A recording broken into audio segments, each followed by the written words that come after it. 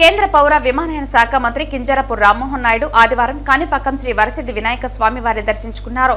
జిల్లా పర్యటనకు విచ్చేసిన ఆయన గుంటూరు మాజీ ఎంపీ అమ్మరాజా సంస్థల చైర్మన్ గల్లా జయదేవ్తో కలిసి స్వామివారిని దర్శించుకున్నారు.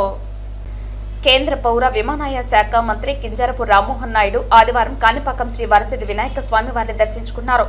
గుంటూరు మాజీ ఎంపీ అమ్మరాజా సంస్థల చైర్మన్ గల్లా జయదేవ్లతో కలిసి కాణిపాకం చేరుకుని స్వామివారిని దర్శించుకున్నారు.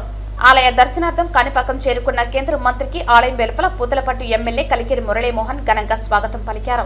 అలాగే ఆలయ రాజగోపురం వద్ద దేవస్థానం చైర్మన్ మణినాయుడు, ఈవో పెంచల్ కిషోర్, అర్చకులు ఆలయ మర్యాదలతో ఘనంగా స్వాగతం పలికి దర్శన ఏర్పాట్లు చేశారు.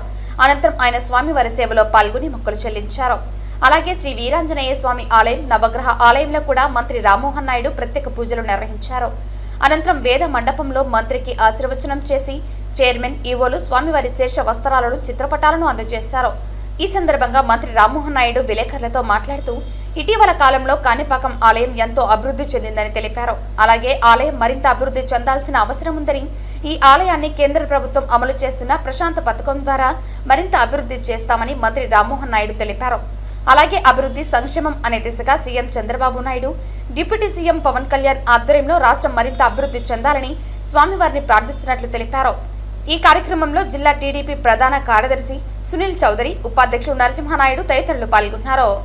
ఈరోజు కాణిపాకం వరసిద్ధి వినాయక దర్శనం జరిగింది. మరి స్థానిక శాసనసభ్యులు మురళీ గారు, అలాగే మాజీ పార్లమెంట్ సభ్యులు గల్లా జయదేవ్ గారు, కూటమి నాయకులు అందరితో కూడా ఇక్కడికి విచ్చేసి స్వామివారి తాలూకు ఆశీస్సులు పొందడం ఎంతో ఆనందంగా ఉంది. నాకు గుర్తుండి చాలా సంవత్సరాల క్రితం నాన్నగారు స్వర్గీయ కింజరాపు ఎర్రన్నాయుడు గారితో ఈ యొక్క ప్రాంగణానికి రావడం, ఈ ఆలయానికి రావడం, ఇక్కడ ఆశీస్సులు పొందడం సుమారు 20-25 సంవత్సరాల క్రితం ఎప్పుడో వచ్చాం.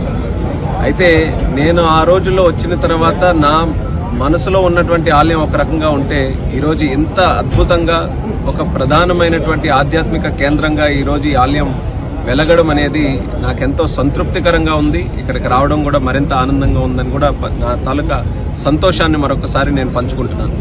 అయితే ఇక్కడ ఈ ఆలయం, ఇక్కడ భక్తుల తాకిడి నేను ఇప్పుడు చూస్తే నా శ్రీకాకుళం జిల్లా నుంచి కూడా చాలా మంది ఇక్కడ వరకు వచ్చి ఈ స్వామివారి దర్శనం కూడా చేసుకుంటున్నారు. సో భవిష్యత్తులో మరింత ఇక్కడ అభివృద్ధి చేసే అవకాశాలు ఉన్నాయి. చేయాల్సినటువంటి బాధ్యత కూడా ఈరోజు కూటమి ప్రభుత్వం మీద ఉంది. స్థానిక శాసనసభ్యులు కూడా ప్రసాద్ స్కీమ్, కేంద్రం నుంచి ఏదైతే ఆలయాలకి, పర్యాటక కేంద్రాలకి ప్రసాద్ స్కీమ్ ఉందో దానికి సంబంధించి ఈ యొక్క ఆలయం కూడా అందులో పెట్టి అభివృద్ధి చేయాలని వారు కూడా కోరడం జరిగింది. తప్పకుండా నా వంతుగా ప్రయత్నం కూడా చేస్తాం. అలాగే మీరు చూసుకుంటే మన హైవే కూడా దగ్గరలోనే ఉండి, అది కూడా ఇప్పుడు బెంగళూరు వెళ్తున్నటువంటి హైవే బ్రహ్మాండంగా శరవేగంగా అభివృద్ధి పనులు కూటమి ప్రభుత్వం వచ్చిన తర్వాత జరుగుతున్నాయి.